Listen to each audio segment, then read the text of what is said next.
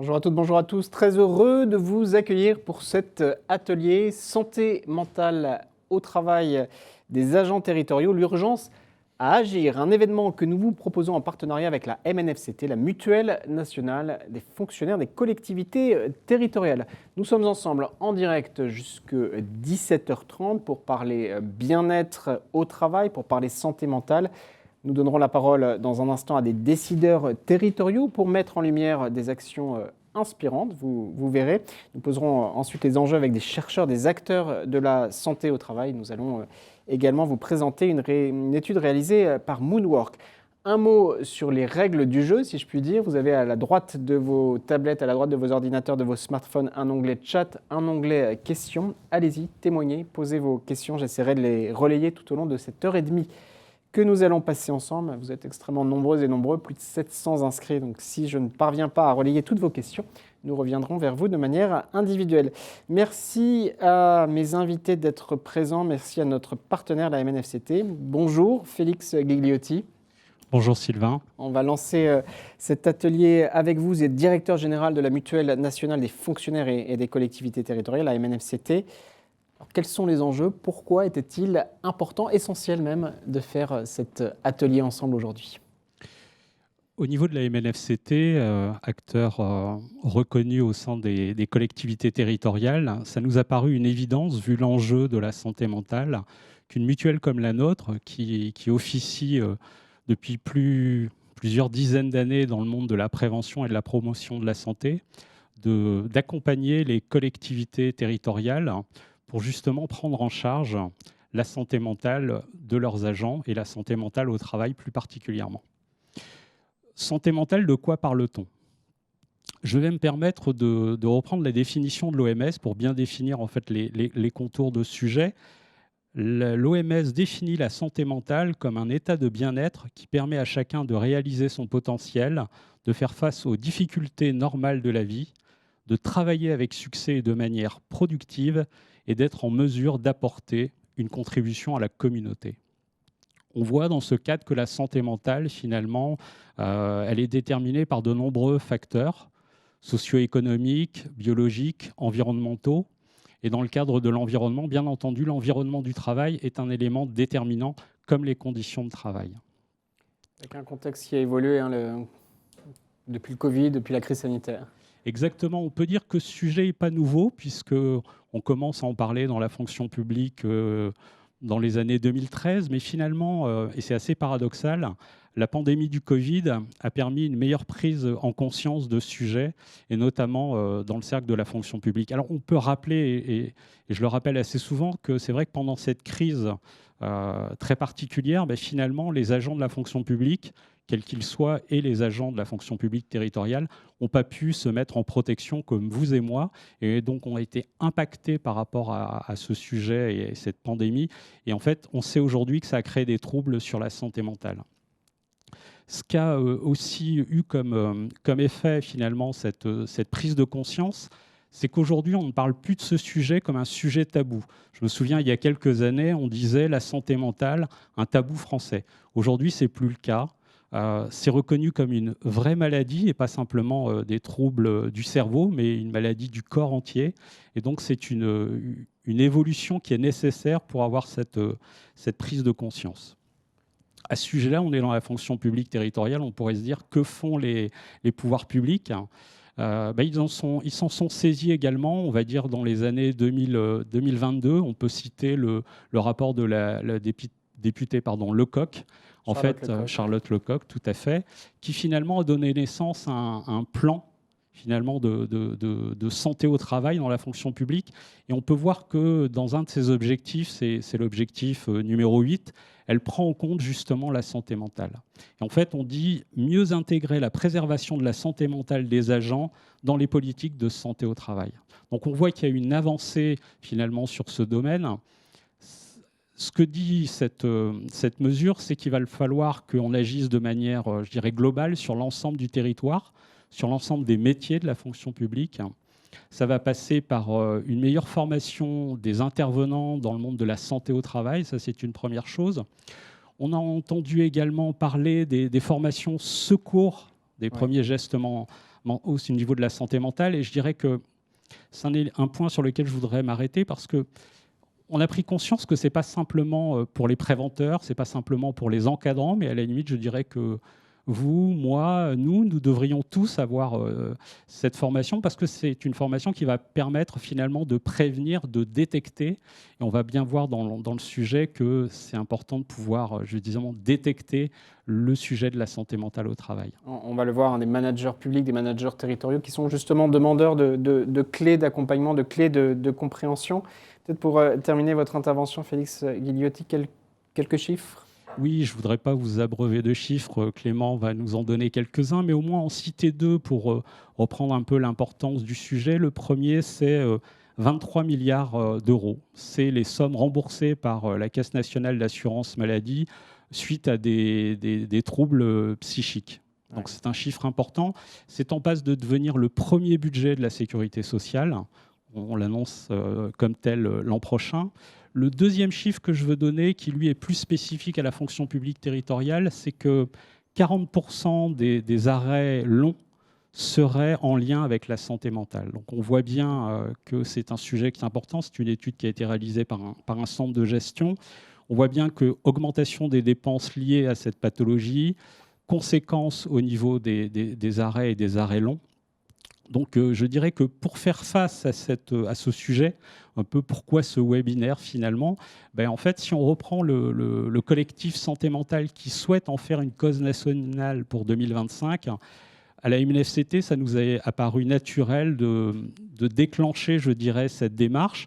Et ce webinaire est finalement une première étape, suite à l'étude dont on va parler dans quelques instants, qui a pour but à la fois de sensibiliser encore plus sur le sujet, qui est un sujet d'importance avec une spécificité dans la fonction publique, de montrer que l'ensemble des personnes sont mobilisées, et on verra au travers des intervenants qui représentent l'ensemble des collectivités qu'il y a cette volonté de se mobiliser. Oui. On va montrer qu'il existe des solutions. Oui. On va peut-être casser quelques a priori. Clément va nous donner des chiffres assez intéressants là-dessus. Et l'objectif est de se dire que c'est l'affaire de tous et que finalement, en tant que mutuelle, nous y avons notre place avec l'ensemble des intervenants de la sphère de la fonction publique territoriale. Et à ce titre, je voudrais remercier l'ensemble de nos intervenants. Et puis également, on est à peu près à 700 personnes qui nous suivent actuellement et puis encore plus dans le cadre des replays. Les replays. Peut-être juste pour conclure votre conclusion, si je puis dire, la régie, on a prévu des slides, si on peut faire apparaître la slide numéro 8, la régie, c'est un nuage de mots qui dit beaucoup des enjeux qu'on va évoquer aujourd'hui. Voilà, on les voit, ce sont des mots-clés qui apparaissent dans les préparations qu'on a pu faire, attractivité, proximité, qualité de vie au travail évidemment, talent, intérêt général, sens, proximité, bienveillance, enfin voilà, des mots-clés qui montrent l'importance du sujet. Merci beaucoup Félix Guigliotti, vous êtes directeur général de la MNFCT. Vous restez avec moi quelques instants. On poursuit nos échanges dans le cadre de ce grand colloque en ligne Santé mentale au travail des agents territoriaux, l'urgence à agir. Je me tourne vers vous. Bonjour Clément Poirier. Bonjour Sylvain. Vous êtes chercheur en psychologie, vous êtes responsable du centre de recherche de Moodwork qui a publié, qui a présenté il y a une quinzaine de jours, une enquête sur cet enjeu de la santé au travail. On va présenter les chiffres marquants et puis vous pouvez trouver l'intégralité de cette enquête en ligne. Première peut-être présentation sur la méthodologie, la slide numéro 2 ou 3, la régie si vous voulez bien. Oui, alors pour faire cette étude-là, on a fait un baromètre finalement, une photographie. En tout cas, on a essayé de faire une photographie de ce que pensent, ce que ressentent les agents de la fonction publique territoriale. Pour ça, on est parti du constat de terrain fait notamment par les experts et les membres du pôle capital humain d'Hidalgo qui ont pu mettre en avant des thématiques réellement centrales pour les préventeurs, les psychologues du travail, donc finalement les gens qui côtoient ces personnes au quotidien. Et on a pu donc identifier 4 principales thématiques. La santé mentale, bien-être au travail, comme évoqué Félix tout à l'heure, avec les facteurs qui vont être liés à ça. On n'a pas questionné sur le niveau de détresse psychologique, mais réellement sur les facteurs qui vont être déterminants dans leur bien-être au travail. On a aussi questionné sur le sens qu'ils apportaient à leur travail, qu'est-ce qu'ils percevaient dans leur travail. On a aussi posé des questions sur l'absentéisme et l'impact. Ça, c'est vraiment une remontée de terrain pour le coup. Et aussi sur leur niveau de formation et de connaissance. Et là, on en reviendra aussi peut-être comme un levier, comme un facteur pouvant être amélioré, mais en tout cas pour un peu une ouverture. Et on a questionné ces agents de manière quantitative, on dit, donc on pose des questions à un grand nombre de personnes, on arrive à plus de 1800 personnes répondantes dans toute la France, avec différents profils, des managers, des catégories A, B, C, dans différentes régions, etc., etc. Donc on arrive à un panel assez large, et ça nous a permis d'identifier des chiffres, en tout cas de proposer, à partir de ces réponses-là, des tendances qui pourraient être généralisées, même si là, on va rester sur déjà nos 1800 personnes, c'est déjà beaucoup, pour pouvoir identifier des problématiques, ou en tout cas des choses à discuter. Alors on a relevé quelques éléments, quelques slides, et puis on va mettre l'intégralité de l'enquête qui est publiée, qui est disponible dans le chat. Premier chiffre, la slide numéro 3, la régie, 47%, 45%. Je vous laisse l'évoquer. 47% des répondants estiment avoir une charge de travail trop élevée régulièrement. 45% des répondants se disent, je ne sais pas si on la voit, oui, se sentent épuisés plus d'une fois par semaine, c'est bien ça? Exactement, oui. Donc pour redire sur ces questions-là, on a posé une affirmation finalement, est-ce que vous vous sentez épuisé, et avec une fréquence de jamais à tous les jours. Et on constate quand même que parmi nos répondants, quasiment la moitié se sentent épuisés, se sentent en surcharge de travail régulièrement. Régulièrement, c'est-à-dire plusieurs fois par semaine. C'est-à-dire que là, c'est 47 et 45%. La moitié des répondants, la moitié des 1800 personnes sondées se sentent épuisées, donc quasiment presque une fois par jour. Alors, pas tous les jours, parce que pas tous les jours en tout cas, mais parmi ceux-là, il y a des gens qui s'en sentent épuisés tous les jours et en surcharge. C'est pas juste un épuisement physique, biologique, non, c'est qu'ils sont en surcharge de travail. Donc on casse un peu le mythe du fonctionnaire qui travaille à 4 pour une tâche où on peut avoir qu'une seule personne. Non, ils ont une surcharge de travail, d'après en tout cas nos répondants. Et puis on l'avait dit en introduction, ils sont en première ligne pour assumer des missions de plus en plus larges. Deuxième chiffre marquant parmi les quelques-uns qu'on a relevés, et parmi les chiffres très, très marquants de votre enquête, 41% des répondants estiment recevoir rarement de la reconnaissance de leur part, de leurs supérieurs. Oui, on sait que la reconnaissance fait partie des facteurs protecteurs face aux risques liés à la santé mentale au travail, au bien-être au travail, tout ce qui est RPS. Ça fait partie des facteurs protecteurs. Donc quand on voit qu'il y a 41%, donc plus d'un tiers qui estiment rarement, à l'inverse. Tout à l'heure, on était sur ceux qui estiment régulièrement, mais là, c'est rarement. C'est-à-dire que 41% des gens en tout cas, ressentent la reconnaissance de la part de leur supérieur moins d'une fois par mois. C'est-à-dire que ça peut passer d'un remerciement, mais juste d'une validation, d'une approbation. Les gens sont finalement en demande puisqu'ils ont l'impression qu'ils ne l'ont pas assez. On voit bien que c'est encore un facteur de risque supplémentaire pour leur bien-être et leur épanouissement professionnel. Un enjeu managérial, un enjeu relationnel. Finalement, la régie mettait bien en split screen, en écran partagé ces chiffres qui sont très forts. On parlera d'un enjeu managérial juste après sur la table ronde.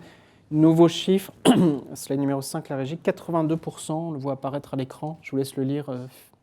Clément. Donc 82% des répondants jugent leur travail comme utile pour la société. Et ça, c'est intéressant parce qu'au-delà des premiers chiffres qui paraissent très alarmants de suite, on se dit les agents sont sous l'eau, ils sont épuisés, ils sont même irrités. Enfin, ça, c'est d'autres chiffres qu'on a pu produire. Mais, oui, peut-être, mais malgré ça, ils ont du sens dans leur travail. Ils trouvent une utilité sociétale à leur travail qui est un des facteurs, un des piliers du sens au travail.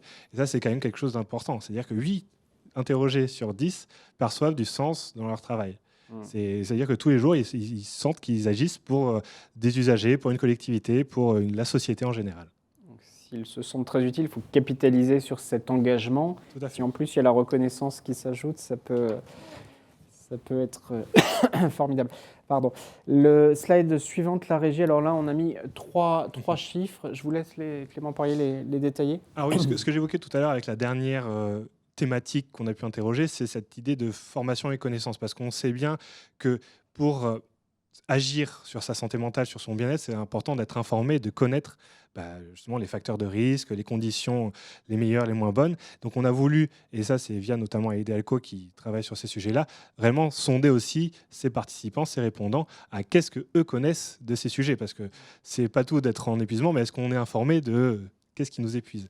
Eh bien, on constate, là encore un petit constat, je ne sais pas si c'est réellement alarmant, mais en tout cas qui peut prêter à évolution, marge de manœuvre, c'est que 35% des répondants estiment avoir un niveau de connaissance faible. C'est-à-dire que quand on leur demande quel est votre niveau de connaissance sur la question des risques psychosociaux, donc quelque chose qui impacte tous les jours au quotidien, eh bien, il y a à peine un tiers, enfin il y a plutôt un tiers des gens qui pensent qu'ils n'ont pas les bonnes connaissances, en tout cas pas assez. Et pareil, 52 déclarent avoir été sensibilisés par leur collectivité. Alors ça, c'est bien sûr du personnel et de la perception. Donc peut-être que les collectivités ont mis en place des choses, mais eux, en tout cas, le message n'est peut-être pas arrivé jusqu'à eux. En tout cas, ils ne l'ont pas intégré suffisamment pour pouvoir se sentir compétents ou au niveau, en tout cas, formé, connaître ce qui se passe. Et justement, 31%, le dernier chiffre, qui déclarent avoir participé à une formation. C'est-à-dire que il y a un tiers des répondants, donc un tiers des 1800, ce qui représente quand même beaucoup de gens, si on prend juste le chiffre, même s'il y a beaucoup plus d'agents publics de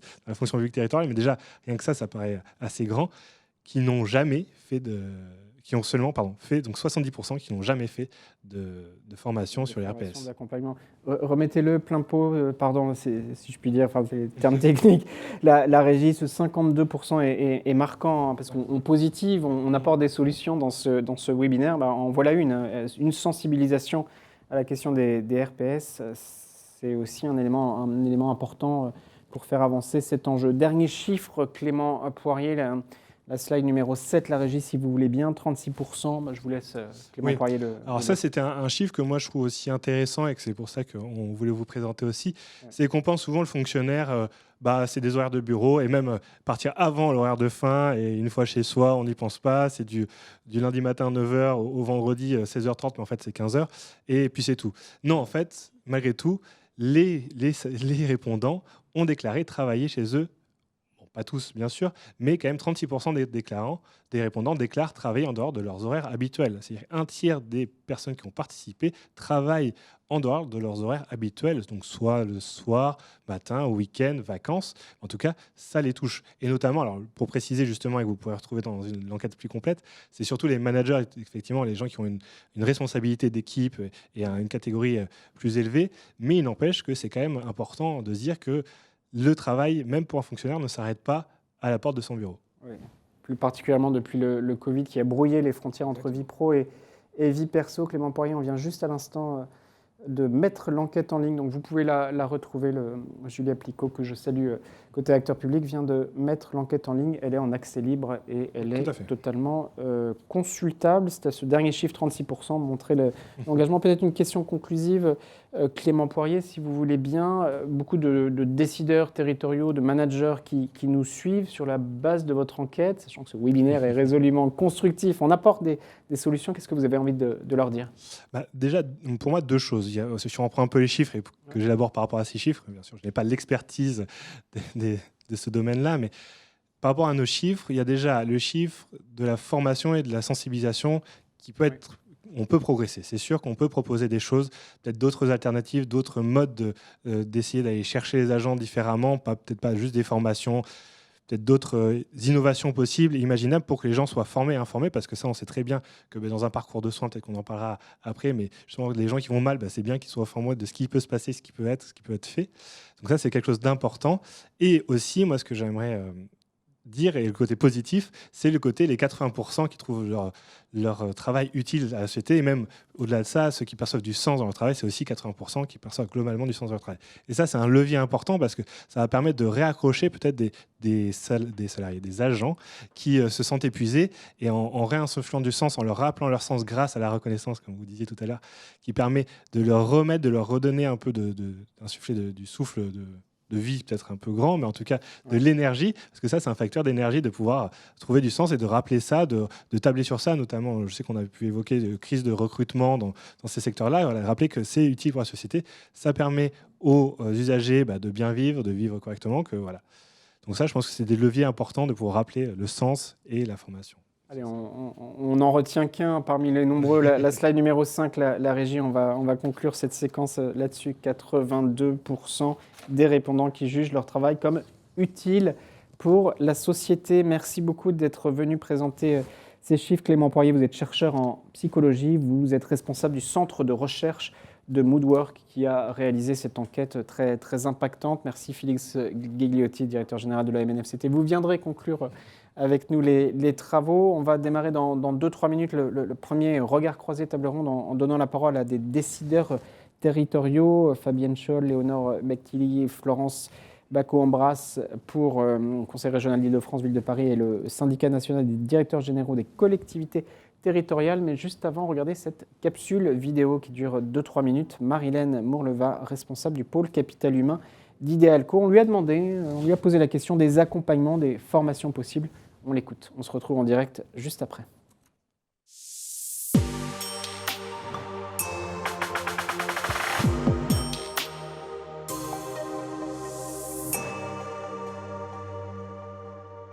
Je m'appelle Marilène Mourleva, je suis la responsable du pôle capital humain au sein d'Idéalco, partenaire des collectivités territoriales.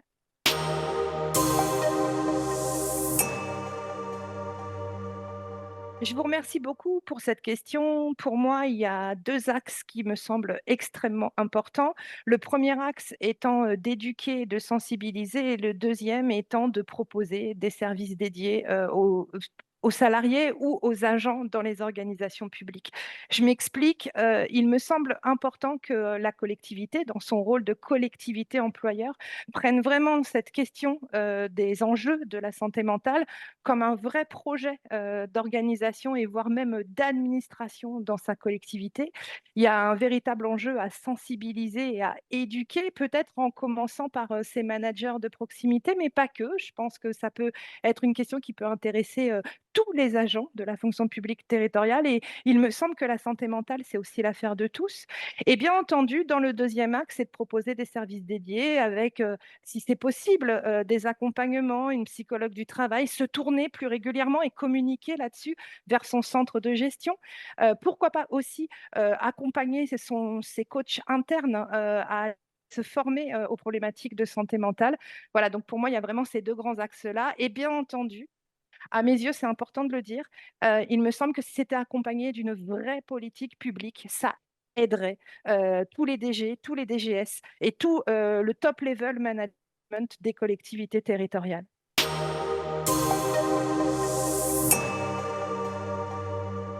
Outre les formations qui existent déjà et qui sont des formations qualifiantes, on connaît évidemment les diplômes universitaires des psychologues, on sait aussi que des médecins peuvent aller se spécialiser dans la psychiatrie.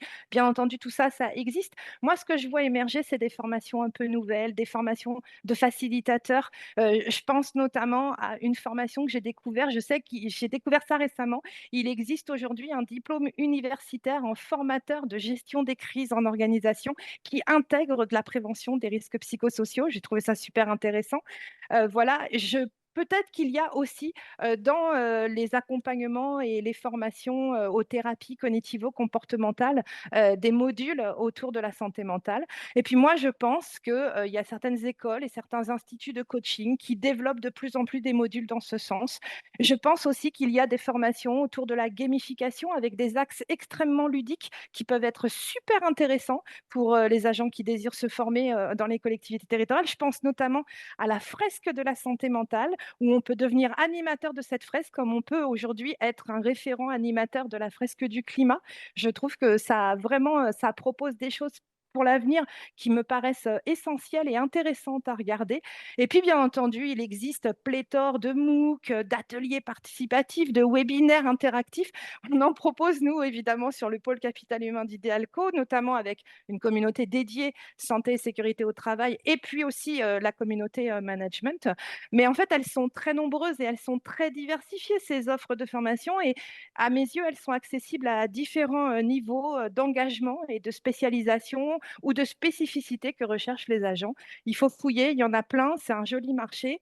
Et puis, il existe aussi des startups comme Moodwork, ou des mutuelles qui peuvent proposer des ateliers ou des séminaires, des journées collaboratives comme la MNFCT.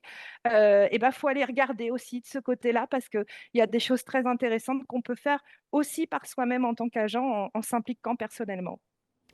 De retour en direct pour notre grand colloque sur la santé mentale au travail des agents territoriaux. L'urgence à agir, un événement que nous vous proposons en partenariat avec la MNFCT. Merci à Marilène Mourleva qui vient de témoigner, la responsable du pôle capital humain d'Idéalco. On poursuit nos échanges avec ce regard croisé, la parole des décideurs territoriaux, les collectivités, vous allez le voir, se mobilisent, des actions inspirantes sont mises en œuvre. Alors quelles sont quel état des lieux en matière de prise en compte de la santé mentale au travail dans les collectivités territoriales, quelle stratégie RH développée. On en parle avec mes 3 invités. Fabienne Scholl, bonjour, vous avez le micro, très Bonjour. heureux de vous accueillir. Vous êtes directrice générale adjointe du Conseil régional d'Île-de-France. Léonore Belghiti, pardon, je vous prie de m'excuser, vous êtes sous-directrice de la qualité de vie au travail à la ville de Paris, et en distanciel, comme on dit, Florence Bacot-Ambras. Bonjour, vous m'entendez ?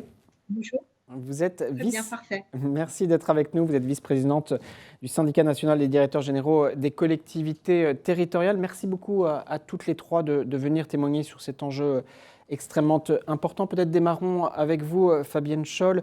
Beaucoup d'enseignements de cette enquête. On voit qu'il y a un vrai sujet. En même temps, il y a un vrai engagement des agents territoriaux. Quel est votre constat? Quel est votre regard? Bonjour. En effet, moi, je trouve que voilà, à la région Île-de-France, nous sommes une collectivité de 11 000 collaborateurs, dont 9 000 dans les 469 lycées d'Île-de-France. Et le sujet de la santé mentale est de plus en plus prégnant. On a quelques indicateurs, voilà, les enquêtes administratives qui se multiplient. On était grosso modo à 10 par an en 2022. On va être à 30 cette année. On voit que les alertes dangers graves et imminents se multiplient. On voit que nos cellules d'écoute sont quasiment saturées. Donc tout ça, ça nous interpelle évidemment. À la région, nous avons réagi, notamment grâce au CIG qui a mis à notre disposition des médecins, des psychologues, mais nous avons dû également faire appel à un marché parce que nous n'arrivons pas à suivre à la demande. Mais je pense que si les agents territoriaux ne vont pas très bien mentalement, c'est que la société ne va pas très bien mentalement. Nous ne sommes que le reflet de ce qui se passe, et un monde de polycrise, forcément, ça a des répercussions sur les agents. La deuxième chose que je voudrais dire, c'est qu'il est très difficile, je pense, dans un milieu de travail, de discerner, de remettre bien à sa place le sujet de la santé mentale. Le travail n'est pas la cause unique des maladies mentales. Les maladies mentales sont au contraire ont des causes extrêmement multiples, et ce n'est pas forcément le rôle de l'employeur d'aller chercher toutes les causes d'un mal-être des agents.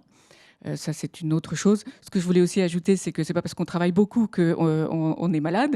On peut aussi trouver beaucoup de satisfaction au travail, et voilà, au siège à la région en particulier, on se satisfait beaucoup. Enfin, on se félicite d'avoir des agents qui se sentent reconnus et qui se sentent utiles, et ça, c'est une excellente chose. Et puis, je voulais aussi juste dire un tout petit mot sur l'éléphant dans la pièce, qui est le problème de l'addiction. Souvent, la santé mentale, enfin, ou le manque la maladie mentale a pour conséquence ou pour cause des problèmes d'addiction. Et ça, c'est un vrai sujet qui aussi a des difficultés à trouver des solutions, parce qu'il y a des tabous, parce qu'il y a un système d'auto-protection ou d'interprotection entre les agents. Et je pense que c'est un sujet qu'on devrait aborder avec beaucoup plus de transparence, de sérénité, pour avoir plus d'efficacité. Merci d'avoir posé les enjeux. Effectivement, un sujet sensible, et puis cet équilibre entre vie pro et vie perso. Voilà, on va avancer et expliquer un peu, mettre en avant vos solutions. Je me tourne vers vous en distanciel, Florence Bacot-Ambras. Vous êtes, je le disais, vice-présidente de l'influent SNDG-CT, qui coiffe, si je puis dire, des collectivités de taille différente dans tous les territoires. Cet enjeu de santé mentale au travail, qu'entendez-vous, que voyez-vous, que vous dit-on sur cette problématique ? Alors, le SNDG-CT, c'est 4000 adhérents qui, vous l'avez dit, regroupent à la fois des collectivités, des DG de collectivités importantes, et puis de collectivités plus rurales sur tout le territoire de la France. Donc, ce qui est clair, c'est que c'est une réalité pour chacune des collectivités, quelle que soit sa taille et quel que soit son type de gouvernance. Donc, c'est une réalité qui s'impose à nous et sur laquelle, en tant que décideur et en tant que directeur ou directrice généraux de service, on a un pouvoir d'agir. Donc, c'est une réalité qui est prise en compte dans les collectivités, encore de façon embryonnaire et sans avoir un outillage encore très précis, mais on sait qu'il faut s'en saisir à la fois sans angélisme, sans dogmatisme, mais aussi sans caricature. Oui. Comme vous le disait Madame Scholl, ça regroupe un certain nombre de facteurs, à la fois professionnels, mais pas que. Et ça nous pousse parfois en collectivité à estimer que ça ne relève pas de notre responsabilité. Pour autant, la santé, c'est de la responsabilité de l'employeur, que ce soit la santé physique comme la santé mentale. Merci beaucoup. Vous restez évidemment avec nous. Beaucoup de questions qui commencent à défiler dans le chat. Je les relaye dans un instant, mais terminons ce premier tour de table avec vous, Léonore Belghiti. Vous êtes sous-directrice de la qualité de vie au travail à la ville de Paris. Il était important de vous avoir toutes les trois parce que vous représentez des collectivités, des structures de taille différentes. Ville de Paris, 50 000 agents. 55 000 agents, 55 000. Oui, sur plus de 300 métiers, avec des agents qui sont très engagés dans un lien de grande proximité avec les citoyens. Et donc, beaucoup d'agents qui sont dans les services publics, confrontés au quotidien aussi à toutes les problématiques sociales et sociétales qu'on évoquait. Donc, sur cet enjeu de santé mentale, je pose la même question finalement. Depuis 2 ans, depuis 5 ans, vous voyez les choses évoluer, vous voyez cette problématique monter dans les enjeux RH de votre collectivité ? Alors, c'est certes pas une problématique nouvelle, elle a été appréhendée déjà depuis très longtemps. La ville de Paris s'est dotée de dispositifs assez solides pour prendre en charge la santé de ses agents et parmi les enjeux de santé, la santé mentale, qui fait pleinement partie des préoccupations et des priorités de politique de santé, à la fois dans le cadre des activités de médecine de prévention. Et puis, on a aussi la chance d'avoir depuis près de 10 ans un service d'accompagnement et de médiation qui permet de soutenir avec des psychologues nos agents. Peut-être pour également insister sur ce qui vient d'être dit, effectivement, c'est une problématique à laquelle on est confronté. On ne sous-estime pas le lien très fort qu'il peut y avoir entre la santé mentale et le travail comme facteur à la fois d'épanouissement, de lutte contre l'isolement. On a vu ce chiffre très positif des agents qui semblent bien voir le sens de leur travail, en tout cas au global, mais aussi un travail qui peut être une source d'aggravation, de souffrance, soit du quotidien, soit de souffrance psychique. Et j'insisterai peut-être sur un troisième point qui est l'impact que cette souffrance au travail, ou en tout cas ces problématiques de santé mentale, a de fait sur nos organisations, à la fois quand les agents sont absents, c'est effectivement une très grande cause d'absence au travail, mais de manière générale sur l'impact que peuvent avoir les agents qui ont des problématiques de santé mentale dans le collectif de travail, dans les équipes, dans la continuité, pour assurer la continuité du service. Et je vois aussi dans cette réalité le chiffre très impressionnant sur la charge de travail importante qui était évoquée, qui fait aussi écho à parfois des absences et des difficultés pour constituer des équipes au complet au quotidien. La slide numéro 3, la régie, on va la revoir. 47% des répondants estiment avoir une charge de travail trop élevée régulièrement. La slide numéro 3, si vous pouvez la retrouver. Fabienne Scholl, il y a beaucoup d'enseignements sur cette enquête remarquable de Moodwork. Alors, une charge de travail très forte. Je ne sais pas si c'est celui-là. Oui, 47%. Merci. Il y a l'idée, un autre chiffre, la slide numéro 6, la régie, 52% des répondants déclarent avoir peu ou pas du tout été sensibilisés à cette question. Vous évoquiez sur votre propos liminaire un sujet tabou, un sujet sur lequel il y a des stéréotypes, des clichés. On n'ose pas parler santé mentale au travail dans les collectivités, dans les organisations publiques. Ça fait peur. Je pense que ça a évolué et je pense que maintenant vraiment ça y est, on en parle. Enfin voilà, je parle sous le contrôle de toutes les personnes qui nous regardent, mais je pense que les choses évoluent. Je pense que le Covid a accéléré les choses également. Quand on a été tous confinés, en tout cas à la région Île-de-France, on était en télétravail dès le premier jour à 100% et très très vite, dès la première semaine, on s'est dit que la charge mentale était quelque chose de très très difficile pour beaucoup d'agents, pour les encadrants en particulier. On demandait aux managers à la fois d'être fidèles au poste et puis en même temps de suivre, enfin, de travailler comme s'ils n'avaient pas leur famille chez eux en même temps, et puis en même temps de s'occuper des équipes. Et moi, en tant que RH, je leur demandais de vérifier qu'ils avaient bien un contact avec chacune des personnes de leur équipe de tous les jours, etc. Jusqu'à ce qu'à un moment, je me dise, mais en fait, ce sont les managers que je suis en train de mettre en difficulté parce que je leur demande trop. Et là, on a fait un petit peu retour en arrière et on a fait de la sensibilisation et de la formation pour tous les managers à distance, mais avec des systèmes d'autotest, etc. Et donc, paradoxalement, vous voyez, avec le Covid, finalement, on a accéléré la prise de conscience chez tous nos managers. Ça, c'était les managers du siège. Dans les lycées, les agents étaient chez eux, ce qui était difficile également. Et là, c'est plutôt le retour après le Covid qui a été extrêmement compliqué et puis qui s'est conjugué aussi avec la période de MeToo, avec la libération de la parole. Et cette conjonction de difficultés accumulées pendant le Covid, de retour et de libération de la parole fait qu'on est en ce moment dans une période compliquée. Mais je pense une période nécessaire de prise de conscience, de réalisation, de libération de la parole et de traitement. Et nous, on a mis en place tout un continuum, recueil de la parole, vérification de la matérialité des faits, prise en charge, orientation, voilà, et prise en charge surtout. On va évoquer justement ces réponses entre réponses collectives au sein de l'organisation et réponses plus individualisées des accompagnements collectifs versus individuels. Enfin, pas versus d'ailleurs, les deux sont nécessaires. Mais peut-être, Florence Bacot-Ambras, un mot en prolongement de Fabienne Scholz sur le contexte des collectivités territoriales en première ligne pour porter un certain nombre de problématiques. Aujourd'hui, les transitions, on le sait, les collectivités mettent en œuvre très concrètement les transitions. Une époque où, en matière de services publics, les usagers veulent que ça aille plus vite, que ce soit immédiat.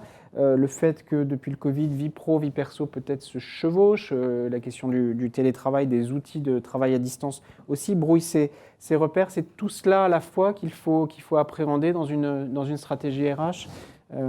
Florence Bacot-Ambras.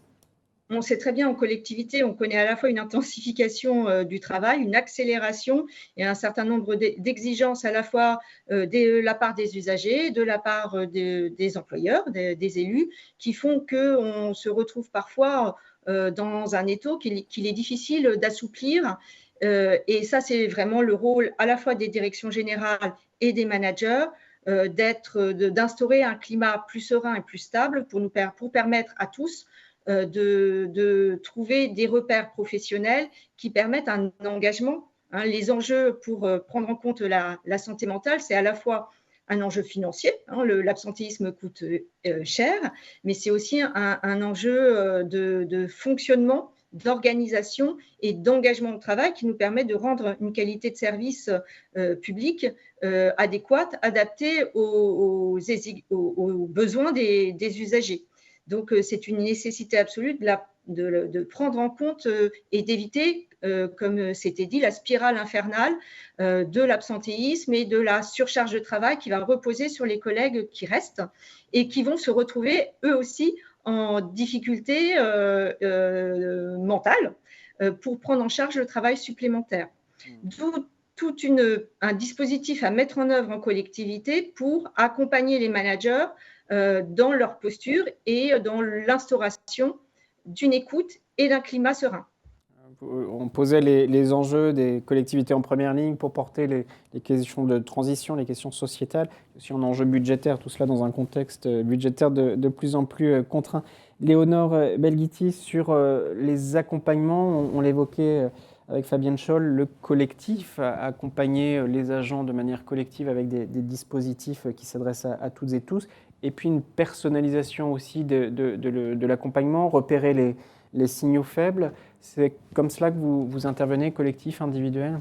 Oui, c'est ça. Alors, avec des croisements, bien sûr, dans les approches Entre les deux, peut-être, moi j'insisterai aussi sur la nécessité de la dimension pluridisciplinaire pour soutenir les agents qui sont confrontés à ces situations, en croisant les regards médicaux, mais pas seulement, en y ajoutant aussi un soutien d'un service, une vision du travail social avec une vision des impacts que peuvent avoir la souffrance mentale ou la maladie mentale sur le quotidien matériel, l'importance d'y adjoindre les regards des services de prévention, les regards des services des ressources humaines, les managers et les équipes d'agents eux-mêmes, l'entourage, le soutien au collectif de travail reste indispensable. Et c'est vrai que c'est vraiment ce croisement des regards et des approches qui est nécessaire d'avoir. Je parle pour accompagner, soutenir les situations d'agents les plus en difficulté, mais également pour repérer aussi ce qu'on appelle les signaux faibles, c'est-à-dire d'être capable d'identifier le plus rapidement possible, le plus précocement possible les situations difficiles pour aussi agir plus efficacement auprès des agents concernés et des collectifs de travail concernés. Fabienne Scholl, beaucoup de questions, Dominique Pardoux, qui réagissent sur la place des managers, et surtout des managers intermédiaires. Enfin, j'aime pas trop ce terme, mais managers de proximité, on va dire. C'est sur eux, ils jouent un rôle clé, un rôle essentiel. Il faut les accompagner peut-être plus que d'autres, si je puis dire. Moi, j'ai l'habitude de dire qu'un bon manager fait une bonne équipe où il fait bon travailler, où on a envie de venir travailler le matin. Donc le manager, de toute façon et dans toutes les circonstances, est extrêmement important. Après, le manager lui-même peut être en souffrance, donc il faut faire aussi attention, évidemment. Mais nos formations, nous les préparons en priorité à l'intention des managers pour que justement ils sachent comment réagir. Voilà, ne pas ajouter de la souffrance à de la souffrance, comment prendre en charge un agent qui a des difficultés, comment remonter l'information, comment se faire aider par les services de prévention, les services RH, etc. Mais voilà, tous nos managers ont une formation obligatoire en santé mentale. Merci beaucoup. Je relaye quelques questions du chat et allez-y, continuez à témoigner, à réagir. Florence Bacco-Ambra, je vous la pose. Monsieur Chamard qui dit on parle beaucoup de prévention, on oublie la promotion de la santé au travail qui permet d'optimiser la santé globale des agents. Il faut coupler, il faut agir, prévention, santé, les deux vont de pair. C'est bien cela. Enfin, quel est votre regard en la matière ? S'intéresser à la santé au travail, c'est à la fois faire de la prévention primaire, secondaire, tertiaire, donc à la fois s'occuper des signaux faibles et anticiper les difficultés, s'occuper des personnes qui sont en difficulté eux-mêmes, et puis ensuite accompagner par le biais d'un parcours et d'un trajet de soins de façon multidisciplinaire. Donc c'est bien la santé mentale, c'est un des éléments de la santé et des démarches QVCT qu'on peut connaître en collectivité. Donc l'un ne va pas sans l'autre. Et je tenais à préciser aussi que la santé mentale, ce n'était pas un problème de vulnérabilité ou de faiblesse. C'est très souvent des personnes très engagées au travail qui sont les plus touchées et qui vont s'absenter parce qu'ils n'en peuvent plus. Donc, ça contribue aussi à la santé en général au sein des collectivités. Bien sûr, merci beaucoup. Encore quelques minutes d'échange. Une question qui s'adresse plutôt à vous, Léonore Belghiti. Vous évoquiez le caractère, enfin toutes les trois d'ailleurs, caractère multidisciplinaire, la réponse qui doit s'inscrire dans une approche multidisciplinaire. Question de Monsieur Riefflet, merci de votre question. La prévention des RPS, est-ce surtout le problème des psychologues ? Comment mettre les psychologues aussi dans la coordination de la solution et être partie prenante des dispositifs ? Qu'en est-il à la Ville de Paris ? Oui, nous, à la Ville de Paris, on a la chance d'avoir un service, comme je vous le disais, avec des psychologues, donc à la fois des psychologues cliniciens qui offrent, donc, dans le cadre du service public en régie, des consultations souffrance au travail pour les agents, dans une confidentialité et dans un respect du secret aussi souhaité par l'agent. avec également des psychologues du travail qui ont ce regard plus collectif et qui peuvent faire des interventions collectives demandées soit par des managers, soit par des agents eux-mêmes dans des équipes, qui apportent un regard extrêmement intéressant sur la réalité des situations de travail telles qu'elles sont vécues.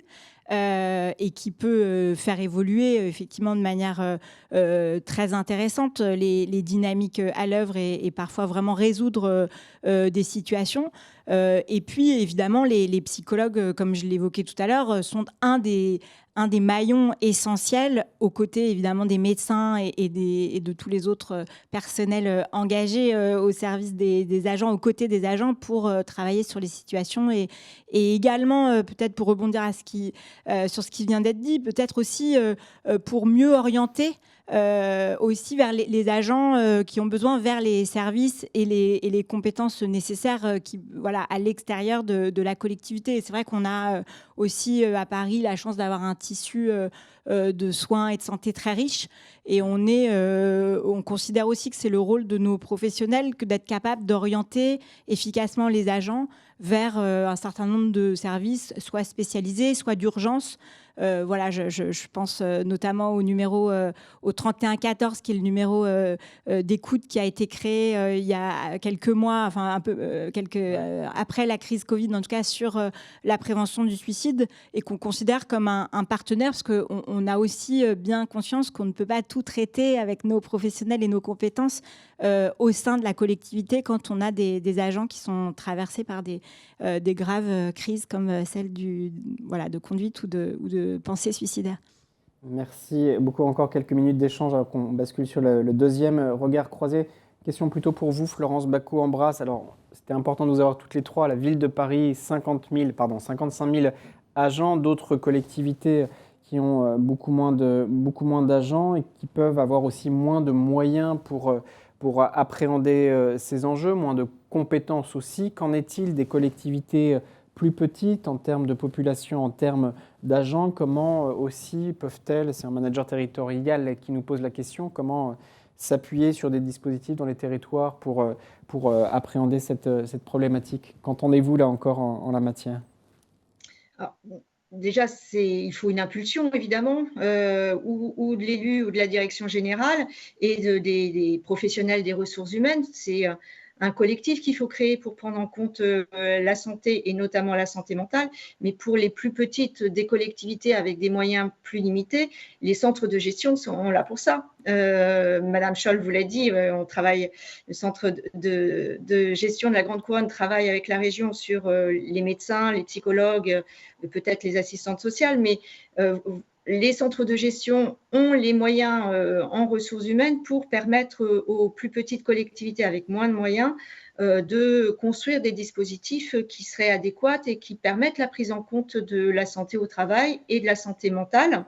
Il y a des formations au premier secours en santé mentale qui s'organisent, il y a des déploiements de préventeurs qui sont aussi formés en matière de santé mentale, et il ne faut pas hésiter à s'ouvrir vers l'extérieur pour faire appel à des ressources qui seraient adaptées aux besoins des plus petites de nos collectivités. En tout cas, c'est une problématique qui concerne tout le monde, donc quelle que soit la taille de la collectivité, quel que soit le nombre d'agents.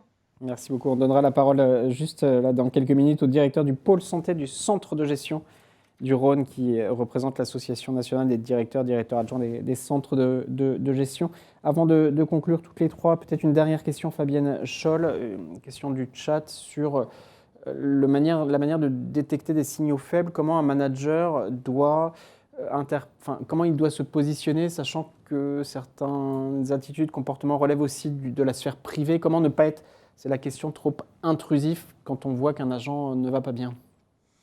C'est toute la difficulté, mais je pense qu'il faut demander de l'aide, il faut échanger, il faut être à l'écoute et se poser des questions. Et voilà, nous donnons à tous nos managers des kits, un petit peu, voilà, des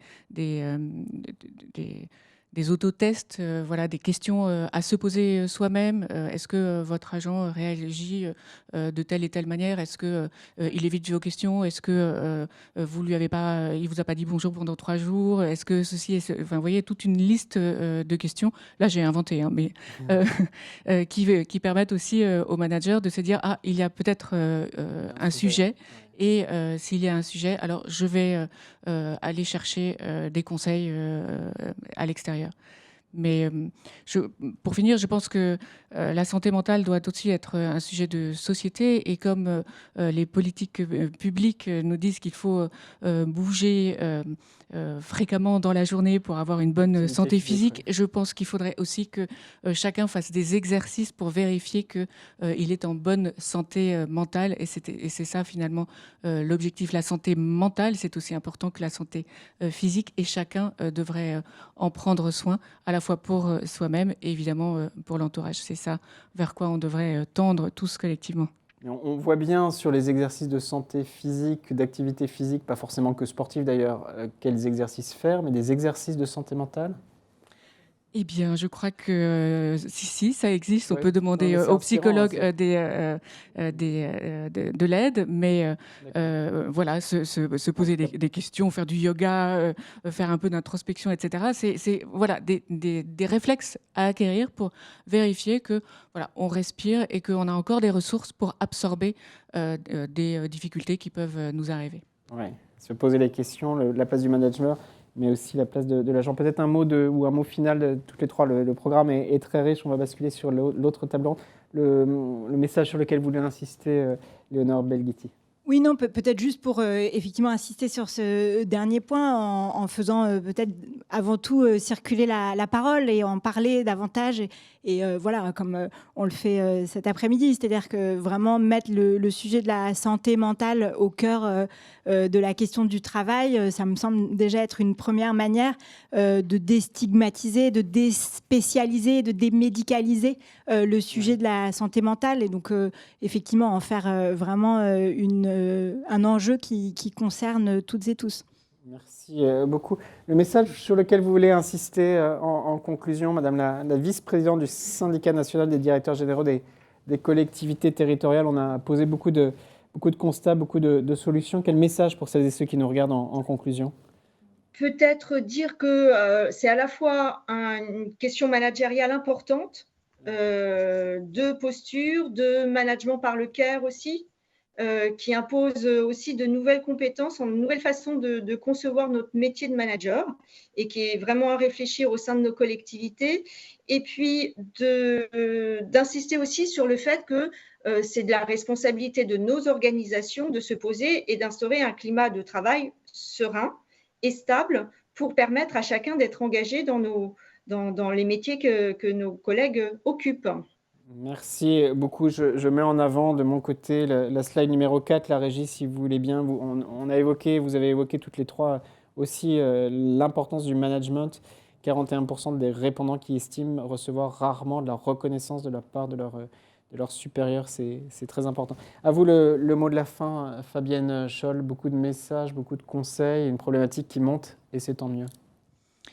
Oui, je pense qu'il faut un petit peu tout mettre sur la table avant de pouvoir ranger et que la situation puisse s'améliorer. Mais j'ai bon espoir parce qu'on est dans ce moment-là, voilà, où on met un petit peu tout sur la table et je pense qu'il va y avoir une prise de conscience collective et individuelle sur le fait que la santé mentale, c'est important. Et on y contribue avec cet événement que nous vous proposons en partenariat avec la MNFCT. Merci à mes trois invités, Fabienne Scholl, Florence Bacot embrasse en distanciel, Léonore Belghiti. Merci à vous trois d'être venus témoigner. Nos échanges se poursuivent dans un instant.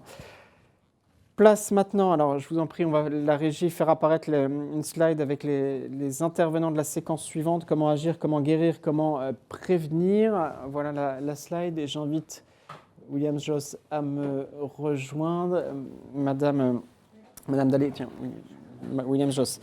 Alors vous qui êtes plusieurs centaines en ligne, les coulisses, mes intervenants suivants sont en train de s'installer. William Joss, porteur de la chaire santé au travail dans la fonction publique et sa prévention, médecin coordonnateur national, conseiller de la DRH et du secrétaire général des ministères sociaux, Sylvie Dallet, professeure des universités, conseillère scientifique de Territoria, directrice de recherche au Centre d'histoire culturelle des sociétés contemporaines à l'Université de Versailles-Saint-Quentin en Yvelines. J'ai tout bien dit, ça va. Ouais, puis il y a quelques autres lignes sur à vous deux d'ailleurs, sur vos CV. Et Guillaume Gonon, je ne sais pas si vous m'entendez, monsieur le directeur du pôle santé du Centre de gestion du Rhône. Oui, je vous entends. Oui. Ah voilà, oui, oui. Membre de l'Association nationale des directeurs adjoints des centres de gestion de la fonction publique territoriale. Eh bien, écoutez, si vous êtes tous les trois, la régie, on repart. 3, 2, 1, allons-y. Rebonjour à toutes, bonjour à tous. Merci de continuer d'être toujours aussi nombreuses et nombreux à nous suivre pour ce gros webinaire, ce grand colloque en ligne sur la santé mentale au travail des agents territoriaux. Les collectivités, les acteurs publics se mobilisent parce qu'il y a urgence à agir. Comment justement agir, comment guérir, comment prévenir? C'est le titre de cette séquence avec mes 3 intervenants que je présente de nouveau. William Josse, bonjour, porteur de la chaire santé au travail dans la fonction publique et sa prévention, médecin coordonnateur national, conseiller de la DRH et du USG, secrétaire général des ministères sociaux. Avec moi également en plateau, Sylvie Dallet. Bonjour, bonjour, professeur des universités, conseillère scientifique de Territoria. Et Guillaume Gonon, vous êtes directeur du pôle santé du Centre de gestion du Rhône, membre de l'Association nationale des directeurs adjoints des centres de gestion de la fonction publique territoriale. Peut-être démarrons avec vous, Madame Dallet, si vous voulez bien. Vous avez le micro. Comment agir, comment guérir, comment prévenir? Dans la première table ronde, on a vu qu'il y avait beaucoup de constats à dépasser, des a priori, quelques stéréotypes, la place du management, la place de cette problématique de santé mentale au travail dans une vraie culture, une vraie stratégie RH.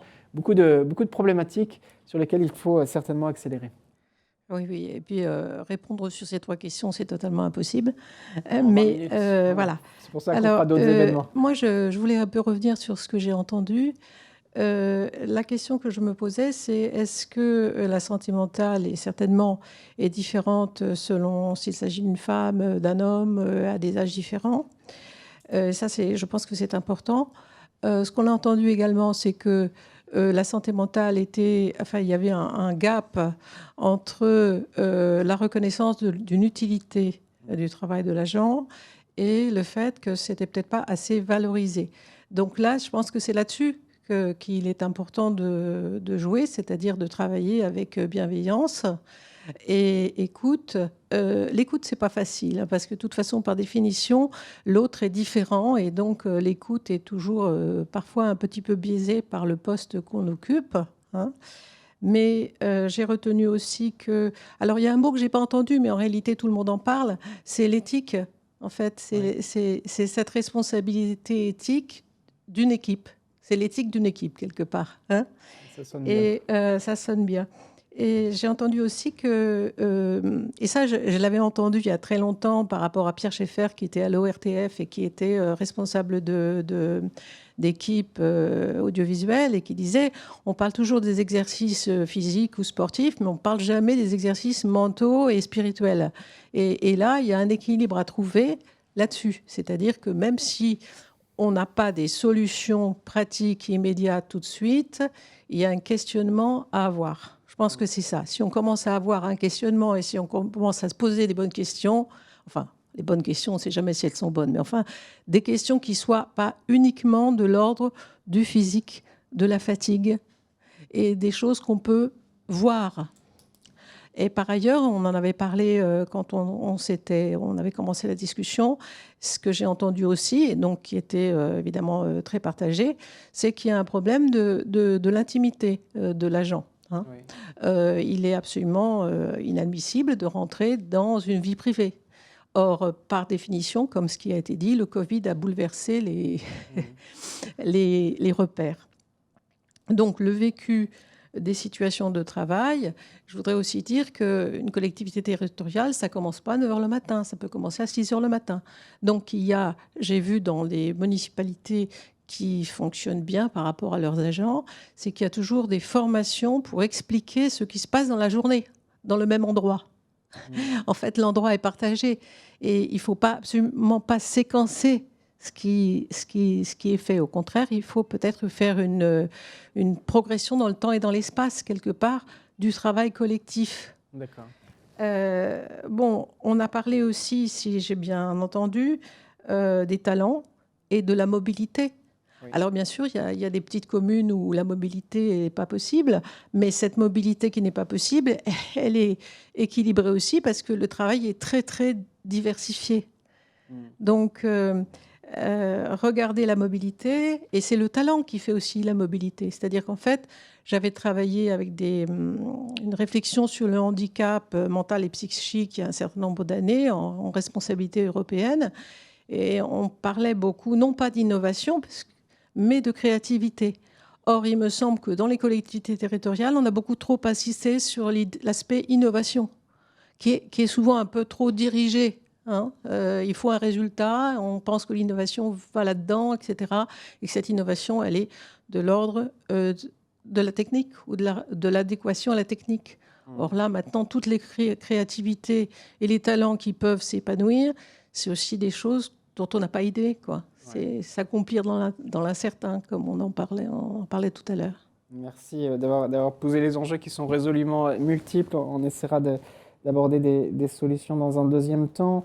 Guillaume Gonon, vous êtes directeur du pôle santé du centre de gestion du Rhône. On parlait sur la table ronde juste avant de l'importance des centres de gestion pour avancer sur ces problématiques pour les collectivités de taille plus modeste. Vous êtes en première ligne. Est-ce que vous voyez les choses évoluer en matière de santé mentale au travail? Est-ce que vous observez une vraie prise en compte de cette problématique, notamment par les décideurs territoriaux?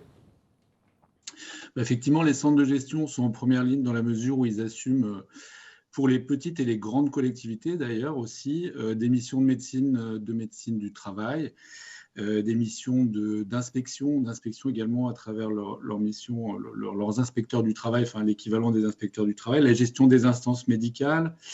On assume aussi la gestion des contrats d'assurance risque statutaire, donc liés à l'absentéisme, mais aussi la prévoyance et la mutuelle santé. On porte des conventions de participation dans ces champs-là. Du coup, effectivement, nos médecins et tous nos professionnels sont en première ligne et constatent une dégradation de la santé mentale des agents. Donc après, la question, c'est effectivement comment on va développer l'augmentation, on va dire, des ressources psychiques des agents et puis diminuer les facteurs de risque. Donc, il y a ce travail de détection, d'identification pour être vraiment dans une logique de prévention primaire. Parce que trop souvent, les collectivités ont tendance à être dans le curatif. Ouais. Nos médecins constatent également que la santé mentale est à l'origine de nombreux arrêts très longs, donc de ce qu'on appelle la désinsertion professionnelle. Donc, comment est-ce qu'on fait face aussi à ce phénomène de tunnel d'absence? Enfin voilà, on est dans cette logique-là. Effectivement, il y a beaucoup de travail sur ce champ-là. On pourra aborder les solutions dans un deuxième temps, mais le constat est là. C'est lié. Il y a une conduite du changement permanente aussi. Ça, c'est très déstabilisant pour les agents. On a des usagers qui sont de plus en plus, eux aussi, en précarisation, donc parfois agressifs, parfois des incivilités. Donc, les agents des services publics sont très exposés à cette agressivité. Et puis des moyens qui sont toujours moins importants. Donc forcément, tout ça fait un cocktail qui est dramatique sur le plan de la santé mentale. Bon, on va essayer de positiver, de montrer qu'il y a de l'engagement et des solutions pour avancer, bien sûr. William Joss, je vous présentais comme porteur de la chaire santé au travail dans la fonction publique et sa prévention. On a l'impression, à écouter tous les témoignages depuis tout à l'heure, que le lancement de cette chaire, c'était au mois de mai, arrive vraiment au bon moment. Il y a un besoin, il y a une attente. Oui, donc je ne peux pas dire s'il arrive au bon moment. En tout cas, c'est 2 ans de travail pour y arriver. C'est un soutien politique, puisque ce sont les ministres de la Santé et du Travail qui ont soutenu cela, avec aussi le secrétaire général. Et elle est unique parce qu'elle est au sein des ministères sociaux et dédiée à la santé, la prévention, le bien vieillir et la qualité du mieux-être pour les 3 versants de la fonction publique, pour nos 6 millions d'agents. Donc ça, c'était déjà un premier enjeu. Donc tout le monde a évoqué un peu ce que l'on a vécu et ce qu'il en est aujourd'hui. Donc je ne vais pas rentrer sur les rapports de Madame Lecoq, sur l'évolution de la fonction publique, le vieillissement de la population générale, de nos agents, etc., etc., et en particulier la santé mentale. Mais l'idée de cette chaire, justement, est d'apporter des outils pratiques et de quitter, on va dire, le monde du diagnostic, de l'analyse, des résultats et de partager tous les outils qu'on peut avoir à disposition entre nous. Et justement, cette chaire a pour deux fonctions, hein, l'enseignement et la recherche. Donc l'enseignement, c'est partager justement tout ce savoir-faire et ce savoir-être. Donc il y a un diplôme universitaire qui est en cours d'écriture et qui va se mettre en place, mais aussi des formations courtes sur le terrain, rencontrer le terrain et bien sûr faire de la recherche pour faire de la recherche pratique dans le monde administratif, non pas qu'à l'hôpital, on va dire les services de recherche, les laboratoires de recherche médicaux, mais justement de la recherche dans la fonction publique d'État territoriale et dans les établissements hospitaliers autres que les hôpitaux. Merci William Josse. On renvoie vers les travaux à venir et probablement aussi les événements à venir sur lesquels on reviendra, on communiquera. Pour avancer plus avant, Sylvie Dallet, alors vous avez posé un certain nombre de constats, de diagnostics. Sur la première table ronde, on a évoqué la place du management, la place de la formation. Pour avancer concrètement, Sylvie Dallet, si on organise de nouveau ce colloque en ligne dans 1 an, dans 2 ans, qu'est-ce qui doit avancer en priorité? Comment faire concrètement pour apporter des solutions opérationnelles à nos acteurs de terrain, nos acteurs territoriaux? Avec le micro, c'est pas mal, si vous voulez bien. Merci beaucoup. Alors, il me semble que ce dont nous parlons, ce sont des ressources, c'est-à-dire les personnes sont des ressources. Peut-être encore plus insister sur cette qualité de la personne humaine comme ressource, alors qu'on a beaucoup insisté sur les avancées technologiques quelque part, hein. Et donc, nous ne sommes pas toujours d'humeur égale, et quelque part, c'est une ressource, c'est-à-dire parce que nous sommes vivants. Voilà. Donc, cette qualité des variations qu'il y a dans des équipes, eh bien, on ne pourra jamais la gommer, et ce n'est pas d'ailleurs une bonne idée, hein. C'est toujours cette idée que le collectif doit être toujours en train de s'adapter à une situation nouvelle et s'adapter. Parce qu'il est fait d'individus qui ont leur personnalité, et cette personnalité est évolutive. Donc ça, il me semble que c'est important. Aussi important de travailler sur la reconnaissance, c'est-à-dire que un petit geste, un sourire, ce sont des micros, des attitudes toutes petites, mais qui font qu'il y a une équipe qui tisse des liens. En réalité. Slide 4, la régie en même temps, si vous voulez. On vous écoute, Madame Dallet, mais c'est slide qui parle de la reconnaissance de la part de leurs supérieurs qui est très attendue par les agents territoriaux. Voilà, et qu'on puisse parler à égalité de toutes les difficultés qui peuvent surgir et qui sont tout à fait normales. De toute façon, le principe du travail, c'est qu'il y a des difficultés. Sinon, ce ne serait pas du travail, quelque part. Et autre chose, ce que je voulais dire aussi, mais vous l'avez tous dit, c'est qu'il est important de réintroduire de la connaissance dans l'évolution des carrières et pas obligatoirement une connaissance directe liée au travail qu'on est en train d'accomplir, mais qu'on puisse apprendre et comprendre à la fois, quand on apprend, on comprend sa place et on peut aussi la faire évoluer. Mais pas obligatoirement des formations qui soient directement liées à la responsabilité de l'agent, qu'on lui laisse ouvrir une sorte de créativité, soit par l'écriture, soit par le dessin, soit par la musique, et ça faire advenir de l'imaginaire. Créativité, imaginaire, on ne l'avait pas encore évoqué. On a vu apparaître la slide numéro 4, la régie, 41%, voilà, on peut la mettre dans le grand écran, 41% des répondants estiment recevoir rarement de la reconnaissance de la part de leurs supérieurs. Cette étude très impactante de Moodwork. Guillaume Gonon, question similaire pour avancer concrètement. Alors, davantage de créativité, donner la possibilité aux agents de trouver des espaces de dialogue, d'échange. La question aussi, l'approche managériale, l'approche humaine. Hein, simplement dire bonjour, dire merci, ça peut relever de l'évidence. Parfois, c'est plus compliqué aussi quand on est débordé, parce qu'on est chacune et chacun des personnalités. Mais n'empêche, le savoir-être est essentiel. En tant que directeur du pôle santé du centre de gestion du Rhône, quelles sont les solutions que vous pourriez mettre en avant? Oui, les solutions à mettre en avant, je dirais qu'il y a effectivement les fondamentaux, en fait, puisque la santé mentale et les risques psychosociaux, il y a différents critères de mal-être au travail qui ont été identifiés, que ce soit lié à l'intensité du travail, aux horaires, aux exigences émotionnelles, aux conflits de valeurs, etc.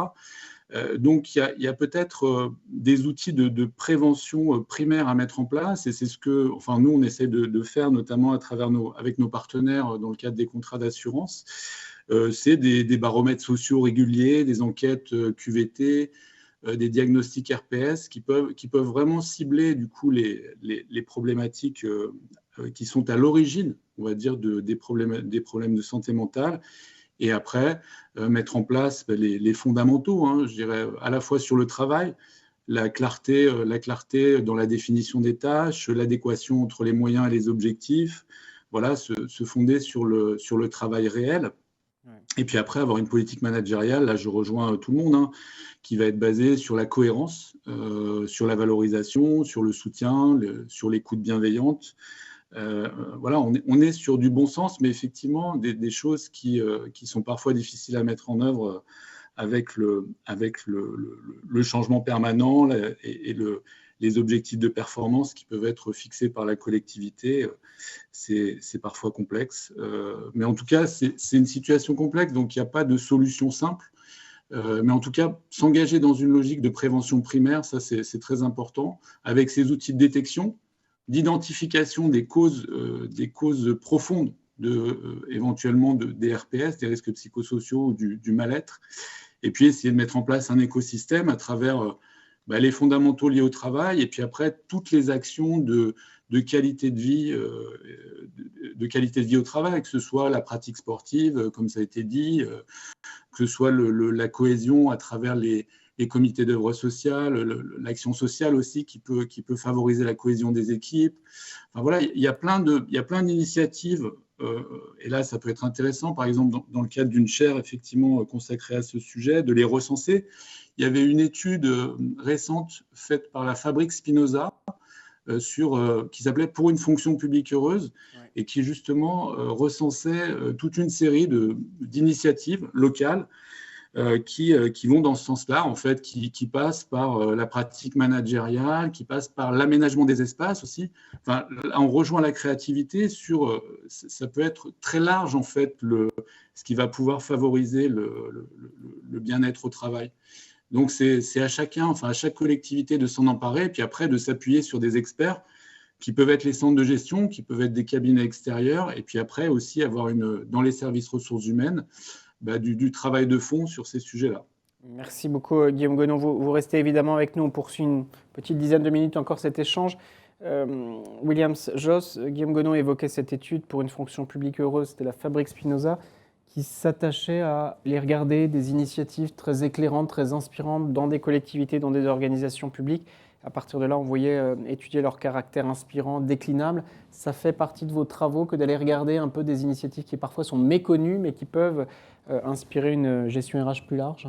Oui, exactement. C'est-à-dire, on sait que dans la fonction publique, dans ces trois versants, que ce soit au niveau central, que ce soit au niveau régional ou départemental, et je vais aller un peu plus loin aussi, c'est-à-dire hors métropole, penser aussi ce qui se passe, parce qu'on a une vision qui est complètement différente aussi, et une approche différente, c'est justement que les acteurs, alors pour moi, dans cette chaire, c'est pas seulement les professionnels de santé, les acteurs de la prévention, ou le chef de service, ou les managers, on l'a dit, intermédiaires, ou les élus, ou les représentants du personnel qui ont un rôle à jouer, mais aussi l'agent lui-même, c'est-à-dire l'agent devient lui-même un propre acteur d'évolution, d'amélioration.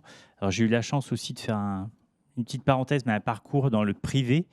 Donc il y a eu le système du lean management où lorsqu'on était en activité professionnelle, on pouvait arrêter le système de production pour dire on va simplifier les choses, on va améliorer les choses et remettre complètement en place une nouvelle organisation. Donc l'idée aussi, c'est que chacun puisse s'approprier éventuellement l'envie de faire bouger les choses. Et c'est pour ça qu'on va aussi dans la recherche, c'est-à-dire lorsqu'on aura des personnes qui veulent s'engager dans cela. Alors, souvent, c'est des doctorants, des post-doctorants ou des étudiants qui vont faire des mémoires. Mais même un agent qui a décidé de partir dans un autre parcours, il pourrait être un acteur propre de faire évoluer les choses.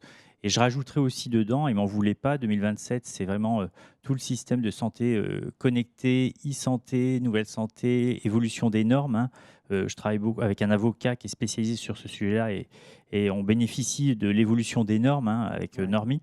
C'est-à-dire que demain, qu'on le veuille ou non, il va falloir quand même rentrer dans ces outils pour pouvoir avoir, par exemple, nous on l'a déjà fait, des tableaux d'indicateurs sur le bien-être au travail adaptés à chaque agent. Comme ça, il a la capacité de voir où il en est par rapport à ses propres expositions aux facteurs de risque au travail.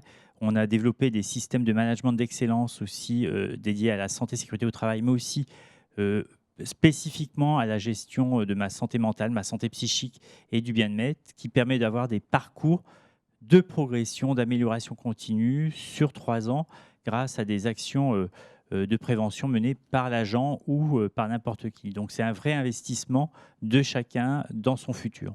Merci beaucoup. C'est extrêmement frustrant. Je vois qu'il est 17h17 et il nous reste 2-3 minutes d'échange avant la conclusion. Les messages sont très riches. Peut-être en conclusion, Sylvie Dallet, quels sont les messages que vous souhaitez adresser à celles et ceux qui nous regardent? Sachant qu'on l'entend beaucoup depuis qu'on a lancé ce webinaire, il y a du collectif et de l'individuel. Vous le dites, William Joss, donner à chacune et chacun les clés de sa compréhension des enjeux et d'actions. Vous parlez de créativité. En même temps, le collectif, le management est essentiel. Quels sont les messages sur lesquels vous voulez insister en conclusion? Quand on est en recherche, vous le savez bien, c'est en fait un exercice de liberté. Et c'est lié. Liberté et vérité sont liés. Et peut-être que si on laisse un petit peu de liberté, c'est dans la proposition des agents, même si ça n'aboutit pas, à une innovation majeure ou mineure, c'est toujours bien. C'est-à-dire que, d'une part, il y aura une prise de parole, il y aura une réflexion collective et il y aura une responsabilité qui se sera exprimée. Voilà. Donc, on n'a pas obligation de résultats immédiats dans la santé mentale. Je pense que c'est ça qu'il faut comprendre. C'est que ce sont toujours des choses qui peuvent se cumuler ou bien se déclencher à des moments complètement différents. Donc, le problème de la norme, il est toujours là. Est-ce que c'est une norme qu'on va appliquer à tous dans une situation qui pourra aussi être mal perçue, ou bien ça va être une norme de libération, en quelque sorte? Un message important, donner le temps aussi, pas d'obligation de résultat à un moment où, souvent dans la sphère publique, il y a une obligation forte de résultat qui s'impose. Merci beaucoup. Votre mot de la fin, Guillaume Gonon, sur quel message vous souhaitez insister en conclusion? Que dites-vous aux décideurs publics qui sont extrêmement nombreux à nous suivre actuellement?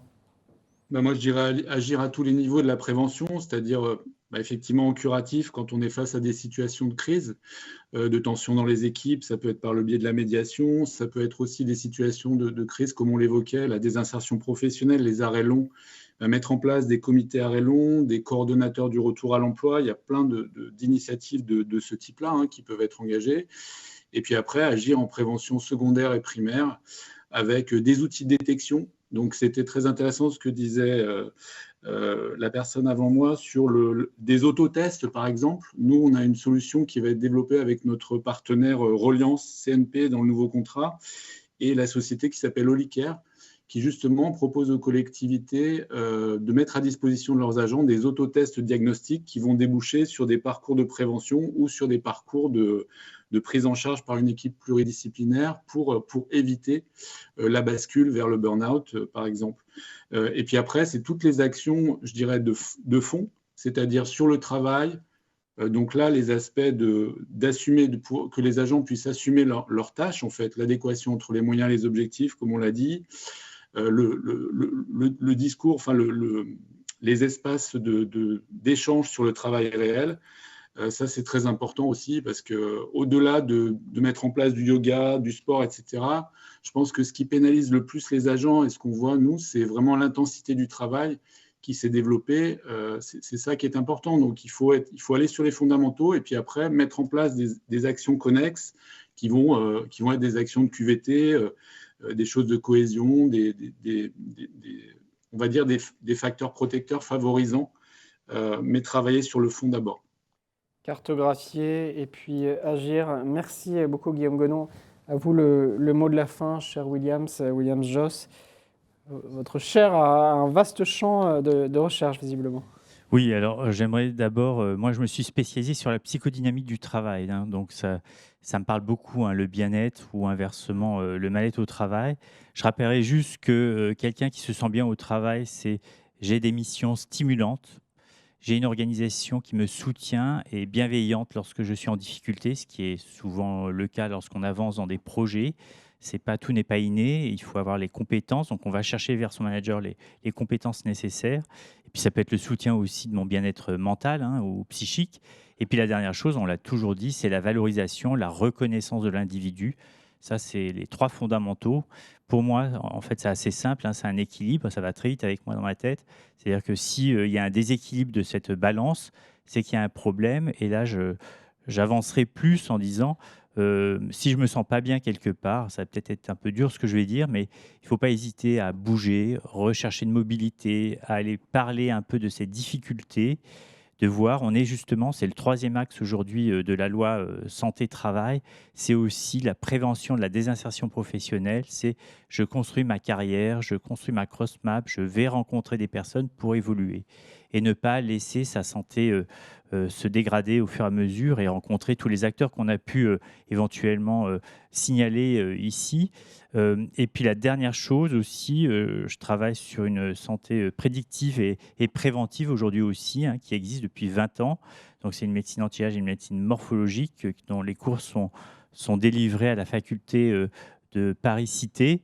Et bien en fait, on a aujourd'hui des marqueurs qui permettent aussi très très vite de voir ce qui se passe au niveau de notre santé mentale et d'aller plus vite en prise en charge, en action tertiaire. Donc je pense qu'on a beaucoup de moyens à utiliser et la chaire veut justement offrir et partager tout cela pour justement le bien-être de l'ensemble de nos agents. Et on le disait, c'était le titre, il y a une urgence. Oui, il y a une vraie urgence dans les 3 versants de la fonction publique. Et je pense qu'aujourd'hui, on a vraiment besoin de nos agents au service des citoyens. Donc je pense qu'il est très important d'agir tous ensemble sur le bien-être de nos agents. Voilà. Merci pour la clarté de vos messages à tous les 3 sur ces enjeux, l'organisation, et ça s'applique au-delà du secteur public, hein, à toutes les organisations, quelle que soit leur taille. L'organisation nous soutient en cas de difficulté, les missions doivent être stimulantes, il faut une reconnaissance, une valorisation, et si ces 3 ingrédients ne sont pas là, il faut parler, il faut bouger, il faut évoluer. Merci beaucoup, c'était vraiment très riche. William Josse, vous êtes porteur de la chaire Santé au travail dans la fonction publique, sa prévention, médecin coordonnateur national, vous conseillez la DRH et l'ESG des ministères sociaux. Sylvie Dallet, professeure des universités, conseillère scientifique de Territoria, notamment. Votre CV est vous aussi extrêmement important. Guillaume Gonon, directeur du pôle santé du Centre de gestion du Rhône, membre de l'Association nationale des directeurs adjoints des centres de gestion de la fonction publique territoriale. Merci beaucoup à tous les 3. Notre colloque, notre webinaire se conclut dans un instant. J'invite à me rejoindre Félix Guigliotti, directeur général de la MNFCT, la mutuelle nationale des fonctionnaires des collectivités territoriales. Benjamin Brignon, cofondateur de Moodwork. Messieurs, installez-vous et la régie, vous me faites signe quand on lance le plateau. Je crois que vous êtes installés. Alors, nombreuses questions dans le chat. On essaiera d'y répondre peut-être de manière plus individuelle parce qu'elles sont extrêmement nombreuses et nos échanges sont très riches. Allez, retour plateau. Bonjour, rebonjour à toutes et tous. Merci d'être toujours aussi nombreuses et nombreux à nous suivre ou peut-être à nous suivre également en replay. On va conclure cet atelier extrêmement riche en messages, en enseignements, atelier sur la santé mentale au travail des agents territoriaux, l'urgence à agir, acteurs publics et la MNFCT. Merci d'être de retour avec moi en plateau. Félix Guigliotti, bonjour, monsieur le directeur général de la MNFCT. Benjamin Brignon, cofondateur de Moodwork, bonsoir. Bonsoir Sylvain. On a vu avec Clément Poirier cette excellente étude. Peut-être à vous la parole en premier, Félix Guigliotti. Beaucoup de messages qui doivent venir nourrir une feuille de route. Tout à fait. Déjà, merci à l'ensemble de nos intervenants parce que c'est vrai que c'était riche et on voit que finalement, quand on parle d'agir, on pourrait se dire mais comment et qui ? Parce qu'on a vu que finalement, il y a un domaine qui est relativement, je dirais, complexe, mais en même temps, chacun a son rôle. On a parlé tout à l'heure de réaction, on a parlé de prévention primaire, et c'est de voir ce que nous, finalement, mutuelle, on peut apporter par rapport à ça, parce qu'on ne peut pas se substituer, bien entendu, je dirais, au niveau des collectivités, à la charge des collectivités, des décideurs dans l'organisation du travail. On a parlé sur la reconnaissance, comment on fait plus de reconnaissance. Mais nous, mutuelle, on peut agir sur le levier de la prévention. Et dans ce cadre-là, c'est comment on accompagne finalement les collectivités territoriales dans le sujet de la santé mentale.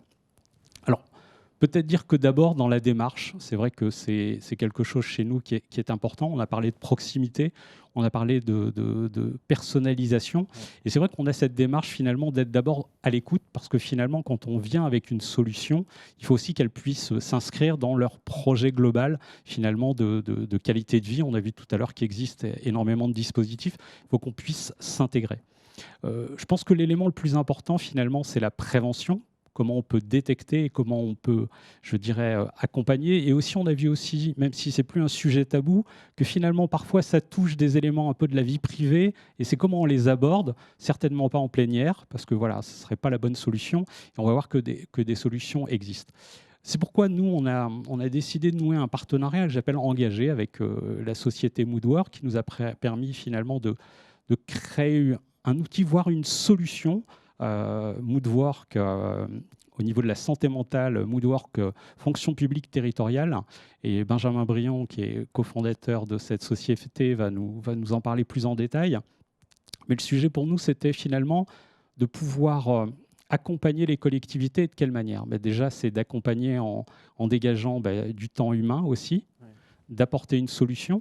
On n'a pas parlé de ce volet, mais ça coûte aussi un peu d'argent, et donc c'est aussi un côté financier. Et donc ça fait partie, nous, en termes de redistribution, finalement, au travers de nos valeurs MNFCT Prévention, de ce qu'on peut apporter pour soutenir financièrement aussi la mise en place de ces solutions. Et un sujet aussi de prise en compte, finalement, que ça va prendre du temps, et que je dirais que les solutions, elles existent, mais il faudra le faire dans la durée. Voilà. Merci beaucoup, Félix Gigliotti. Je me tourne vers vous, Benjamin Brion. On a entendu Clément Poirier nous présenter cette excellente étude qui est disponible en ligne dans son intégralité. Beaucoup de messages, beaucoup d'enseignements, et puis une nécessité d'agir, d'outiller, de former, d'accompagner. Vous y contribuez. Oui, et tout d'abord, merci à tous les intervenants et merci Félix, effectivement, pour cette invitation. Chez Moodwork, on a effectivement, et Clément en a parlé, la conviction et l'importance en fait, d'une co-construction entre le collectif et l'individu au sein d'une organisation, quelle qu'elle soit d'ailleurs.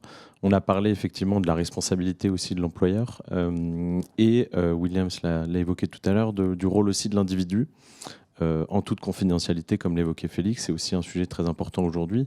Certes, la parole se libère, mais parfois il y a alors soit des tabous, soit des complexités aussi pour les agents à évoquer certains sujets. Et donc notre volonté chez Moodwork, c'est de pouvoir accompagner chaque agent dans leur démarche individuelle de santé mentale au travail, à travers des outils de prévention qui vont être disponibles sur une application et qui vont être des outils d'autodiagnostic scientifiquement validés, qui permettent en fait de comprendre sa situation de bien-être au travail, mais aussi de détecter les personnes potentiellement à risque. Là, c'est aussi très important de pouvoir être sur ce volet curatif, au-delà d'être sur la prévention, de pouvoir proposer des outils d'apprentissage aussi, à travers des parcours personnalisés qui nous permettent de nous sensibiliser et d'apprendre des éléments sur notre situation personnelle. Et le cas échéant, notamment je pense aux plus petites collectivités qui n'ont pas les ressources nécessaires pour avoir l'accompagnement sur le plan psychologique, assistance sociale, etc., de pouvoir avoir accès en illimité à des professionnels de santé sur le plan psychologique, coaching ou assistance sociale. C'est aujourd'hui un réel besoin qu'on constate, et notamment dans les plus petites collectivités, mais aussi dans des collectivités où l'accès aux soins est parfois compliqué. On pense à des collectivités plus reculées qui parfois n'ont pas autant de spécialistes qu'on peut avoir dans les grandes villes.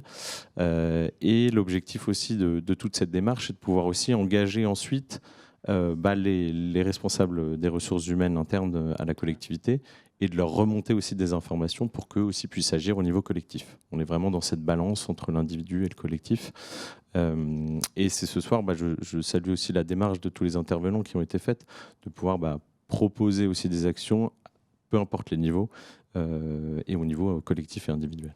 Donc l'enquête est disponible en ligne. Plateforme Woodwork, woodwork.fr, je ne sais plus, où il y a tous les... .com, tout à fait. .com, voilà, toutes ces informations. Merci beaucoup à tous les deux. Très heureux, acteurs publics, d'avoir fait ce partenariat avec la MNFCT. Vous également. Merci Félix Guiliotti. Je salue toutes vos équipes. Je salue le président de la MNFCT, Eric Marazanov, qui suit nos échanges. Merci aux équipes également d'acteurs publics, Jean-François Scarino, Julia Plicot, Myriam Otmani et les excellents Mehdi Daès et Rémi Lefebvre qui ont permis la parfaite réalisation de cette séquence. Vous pouvez tout retrouver en ligne dans les jours à venir, tous les échanges en replay. Merci d'avoir été nombreuses et nombreux à nous suivre. Je n'ai pas pu relayer toutes vos questions, mais promis, on reviendra vers vous de manière individuelle. Je vous dis à très bientôt. Merci.